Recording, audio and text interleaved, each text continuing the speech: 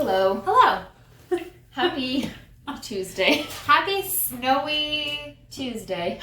We just got 10 centimeters of snow this morning. Yeah, makes me grumpy.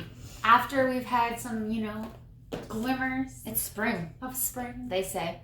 They say. We always get one right at the end of March. I know. I've been saying this. I've been mentally preparing myself. Yeah. All right. 5-minute chat.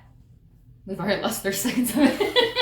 I complain about the weather. People probably like when we talk about The weather. The horrible weather in the Maritimes. Some people that are watching us are probably in beautifully warm I know. Areas. spaces. Well, we're jealous. We're talking about tailbones today. Tailbones. And the reason I wanted to talk about this is because it just so happens last week, maybe the week before, I've lost track, someone came in during pregnancy who said, I've got tailbone pain. I didn't know this was a thing. And then I had someone else that was after delivery and said, I've got tailbone pain. I didn't know this was a thing. Why did none of my friends tell me you could hurt your tailbone after having a baby? During birth. Yeah. And I was like, oh, it's a thing. It's right there. It's a thing. It's right there. It's right in the way. Right there. So, It's right on the exit passage. the exit passage. Yeah. Speaking of which, do you want to explain some of the reasons why one might experience tailbone pain during and after pregnancy? Why don't we start? We'll work backwards. Okay. So I'll do the kind of like during birth and what I typically see postpartum. So one is that there was some type of physical, compression or injury during birth itself. So that could be, depending on the position you gave birth in, lots of times on your back, sometimes that can be a more difficult position for the tailbone. Maybe baby was in a little bit of a different position that compressed the tailbone more on its way out the exit passageway.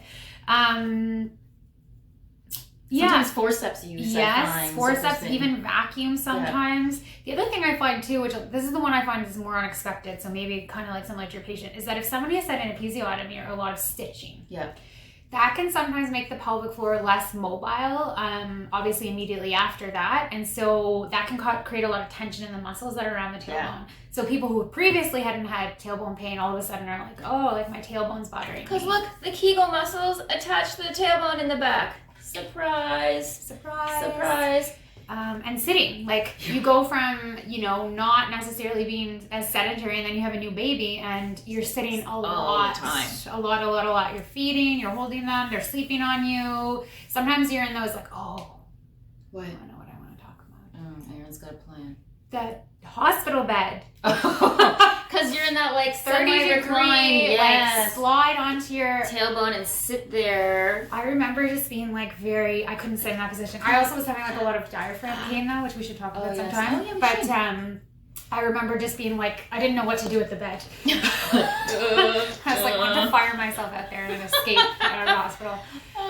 It's in my Johnny shirt. In your Johnny shirt, just flee. Yeah. And then during pregnancy, we know we've got a little bit more flexibility in the joints in the pelvis during pregnancy. So that's this. I think a lot of people don't realize that there's about 15 degrees of movement in the tailbone, which we should have.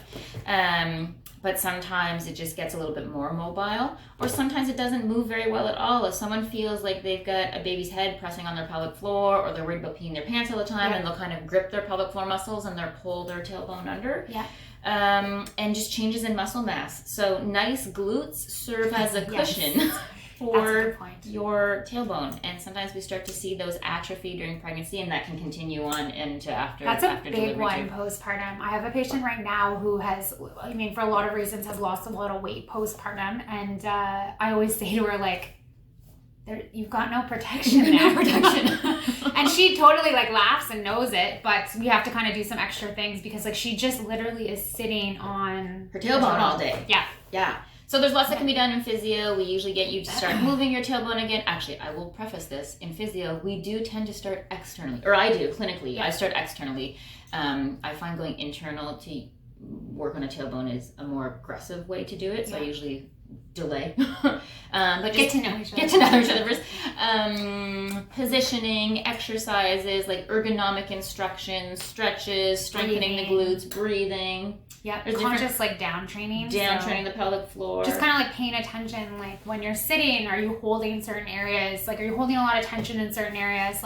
I know when I'm personally upset or worried about something, I will grip my glutes like it's nobody's business. And so I know that about myself, but some people it's the inner thighs. Yep. Some people it's more the lower back. It can be their stomach sometimes. So I think just Just some awareness. You know what else? The carry the baby butt tuck. Yes. Like they stand like this and just tuck their tailbone under even more. So everything's kind of turned on all the time too.